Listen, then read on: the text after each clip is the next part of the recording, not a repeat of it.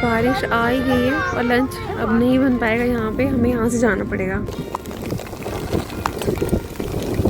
हम पत्नीटॉप रात को 12 बजे पहुँचे थे, तो नेक्स्ट डे सुबह हमने ताज़ी और ठंडी हवा के साथ अपने दिन की शुरुआत की। तो लगी है भूख, थोड़ी सी भूख मिटाने के लिए 2 मिनट नूडल्स जस्ट 1 मिनट में तैयार होगी अभी यहाँ पे। सारा कुकिंग का सामान हम अपने साथ लेकर आए थे। बस अब बारी थी इस खूबसूरत मौसम में स्वादिष्ट नाश्ता तैयार करने की।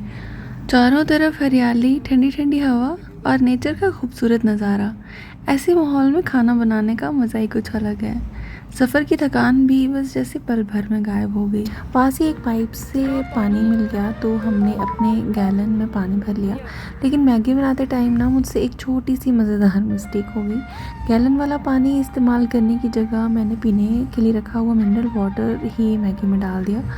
बाद में सभी को याद आया कि ये तो पीने के लिए था, तो सब बहुत ज़्यादा हंसे इस बात पे। इस खूबसूरती का क्या राज है? मम्मा पापा गोशी मामू। वो कैसे? मैं पापा के गिनो। 10 पैकेट हो गए। काफी अच्छे कपड़े आप पे बड़े अच्छे लग रहे हैं। कॉटन क्या सेंस बहुत अच्छा है। मेरी तरह है ना? गोशी मामू।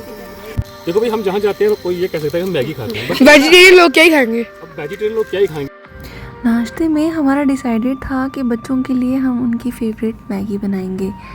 तो बच्चों को काफ़ी भूख लग गई थी क्योंकि सुबह थोड़ा सा लेट हम लोग उठे हैं और लेट रूम से निकले।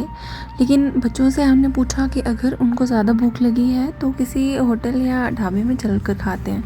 लेकिन बच्चों ने कहा कि नहीं, हम वेट कर लेंगे, लेकिन हम अपनी कुकिंग करेंगे। तो उनकी ये बात हमें बहुत अच्छी लगी। फिर हमने ये खूबसूरत सी जगह चूज़ की या कह सकते हैं कि ढूंढी। एंड देन पास में ही यहीं पे हमने अपना छोटा सा किचन सजा लिया। थोड़ी देर में गर्मा गर्म मैगी तैयार हो गई। ठंडी ठंडी हवा और चारों तरफ हरियाली। अपने फैमिली के साथ बैठकर हम लोगों ने ये मैगी एंजॉय की। तो वो जो एक फीलिंग थी ना, उसको हम शब्दों में बयान नहीं कर सकते हैं। सफ़र की सबसे खूबसूरत यादें ना अक्सर ऐसे ही छोटे छोटे लम्हों में बनाई जाती हैं। मैगी ख़त्म होते ही भैया ने सबके लिए चाय चढ़ा दी और पहाड़ों की ठंडी सुबह में हाथों में गर्मा गर्म चाय का कप, उसकी खुशबू, सामने फैले खूबसूरत नज़ारे और अपनों का साथ, उस पल ने हमारी सुबह को और भी यादगार बना दिया। कभी कभी खुशी ना किसी बड़ी चीज़ में नहीं, बल्कि ऐसे ही छोटी छोटी फैमिली मोमेंट्स में छिपी होती है। नाश्ते और चाय के बाद अब बारी थी उस पल की जिसका बच्चों को सबसे ज़्यादा इंतज़ार था, टेंट लगाने की। जैसे ही टेंट का बैग बाहर निकला ना, बच्चों की खुशी देखने लायक थी। उनके चेहरे पर एक्साइटमेंट ना साफ दिखाई दे रही थी। इसी बीच हमारी नन्ही सी आशवी अपने ही अंदाज में मौसम का पूरा मज़ा ले रही थी। कभी इधर बैठती है, कभी वहाँ, और खुला आसमान, चारों तरफ हरियाली, ये सब देखकर ना वो बहुत ज़्यादा खुश हो रही थी। और आज वो अपनी मम्मा को तंग भी नहीं कर रही थी। तो हमें एक ऐसी जगह पे टेंट लगाना था कि जहाँ थोड़ी देर बाद तेज़ धूप ना आ जाए।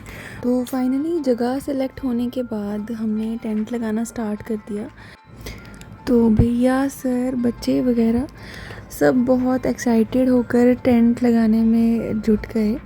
और सबसे ज़्यादा बेसब्री ना बच्चों में थी। उन्हें बस यही इंतज़ार था कि कब जल्दी से ये टेंट लगकर तैयार हो जाए और उसके अंदर जाके वो अपनी छोटी सी दुनिया बसा लें।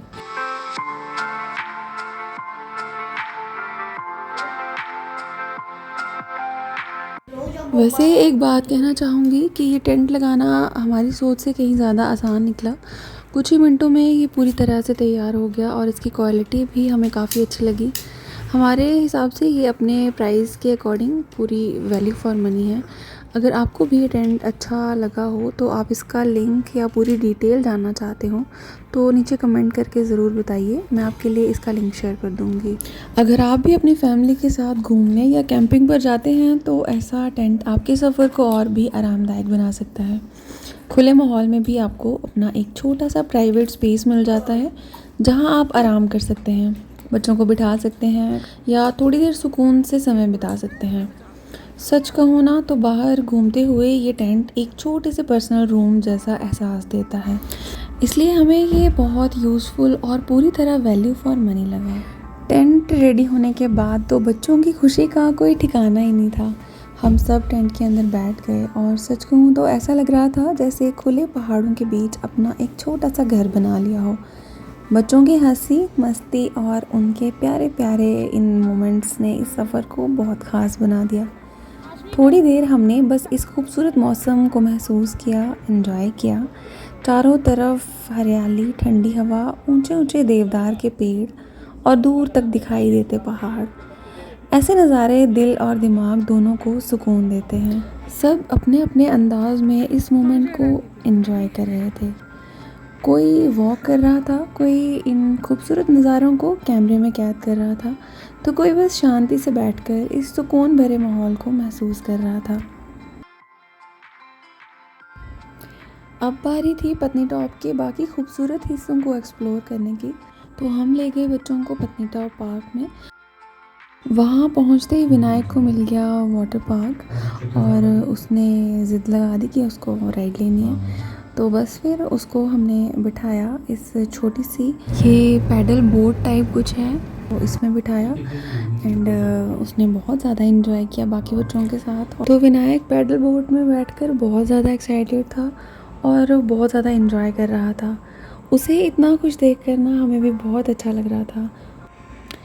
बोटिंग के चार्जेस थे 100 रुपीज़, लेकिन सबसे अच्छी बात ये थी कि इसमें टाइम की कोई लिमिट नहीं थी। आप जितनी देर चाहें आराम से बोटिंग एंजॉय कर सकते हैं। लेकिन विनायक जल्दी थक गया और अपनी मर्ज़ी से बोट से बाहर आ गया।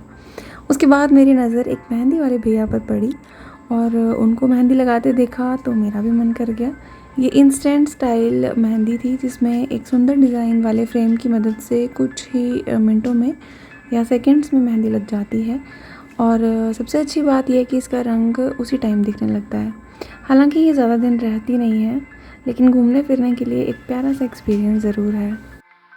फिर मुझे ये बच्चे मिले जिन्होंने खरगोश पकड़े हुए थे और 30 रुपीज़ में एक खरगोश दे रहे थे, परमानेंटली नहीं, पिक्स के लिए। तो आप सुंदर सुंदर पिक्स इनके साथ क्लिक करवा सकते हैं। तो यहाँ पे आशवी सो गई है अपने ताऊ जी के पास। मौसम हो गया है बारिश वाला। हमारा लंच बनाने का प्लान था कि अब हम लोग लंच बनाएंगे, लेकिन मौसम अचानक से बारिश वाला हो गया है। अभी लग रहा है कि बारिश आने ही वाली है, तो थोड़ा सा रुकेंगे हम। थोड़ी देर रुकने के बाद अगर बारिश नहीं होती है या बारिश होके रुक जाएगी तो उसके बाद हम लोग अपना लंच प्रिपेयर करेंगे।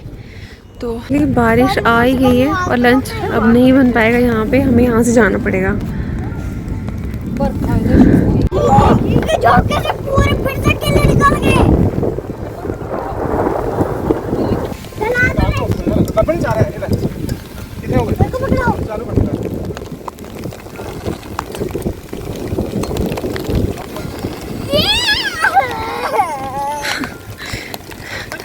बहुत ही तेज़ बारिश एकदम से स्टार्ट हो गई है और बिजली भी चमक रही है।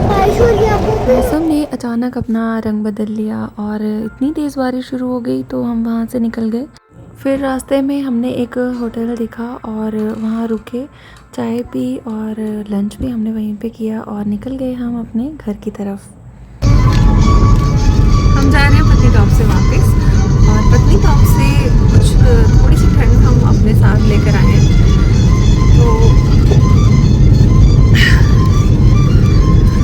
रियासी में और बाकी हमारे एरियाज़ में इस टाइम पे बहुत टेम्परेचर हाई है, 42 तक जा रहा है। लेकिन यहाँ एक सारी जगहों से हटके अलग एक ऐसी दुनिया है जहाँ पे 18 डिग्री टेम्परेचर है। तो यहाँ से कोई 10-12 किलोमीटर जब हम आगे जाएंगे तो उसके बाद वो तड़कती भड़कती गर्मी वापस आ जाएगी। लेकिन इस टाइम पे हमें यही लग रहा है कि सर्दियाँ ही हैं, गर्मी को इस टाइम हम भूल चुके हैं। मतलब हमें लग ही नहीं रहा है कि लग ही नहीं रहा है कि ये गर्मियों का मौसम है या ये जून है। बिल्कुल टोटली इस टाइम हमें ऐसे दिसंबर वाली फीलिंग आ रही है, या फरवरी वाली या दिसंबर वाली लगानी चाहिए।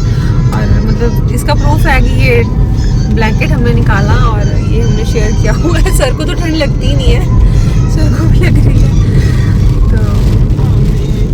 तो इस खूबसूरत सफ़र को एंजॉय करते हुए हम जा रहे हैं अब घर वापस। मिलते हैं कुछ